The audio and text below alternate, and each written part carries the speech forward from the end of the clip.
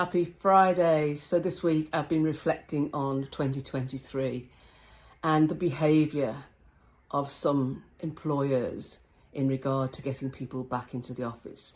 Now, yesterday I quoted some of the so-called justifications for demanding people go back into the office from CEOs and the other C-suite personnel from these companies.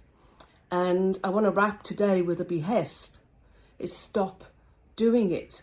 Of all those statements I quoted yesterday, there were certain words repeated: culture, learning, together, in-person, collaboration, skills, creativity, innovation, as reasons that you must be back into the office.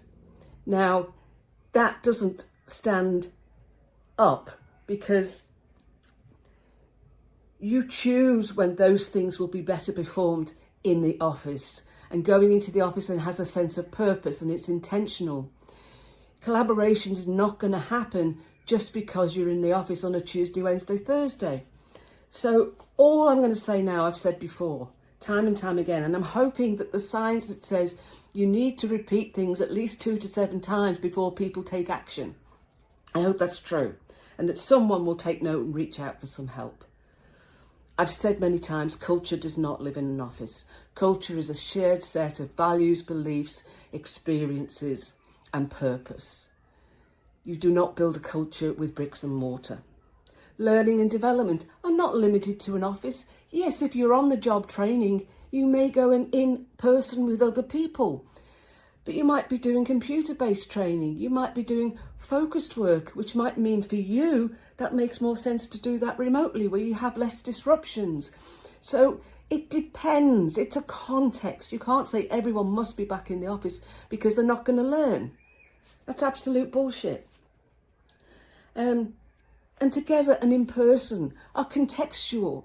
I could walk into a very busy office, be surrounded by people and feel totally isolated.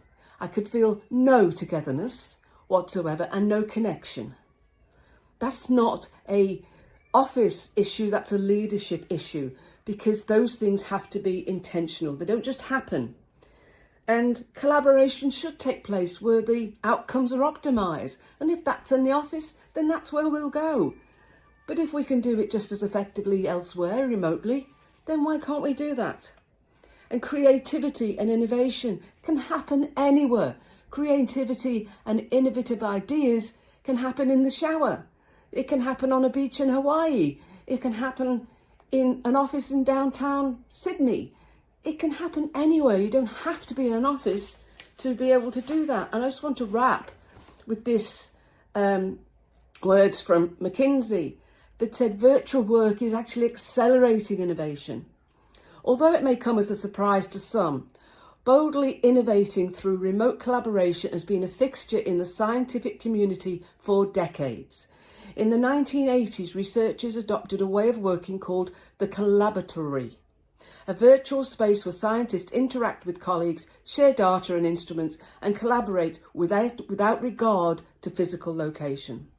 Breakthroughs achieved through virtual collaboration include the Human Genome Project and the Atlas Project at CERN, which involved 18,000 particle physicists across 34 countries. My behest to you is let teams decide whether remote working, an in-person experience, or a blend of both will accelerate innovation in your company.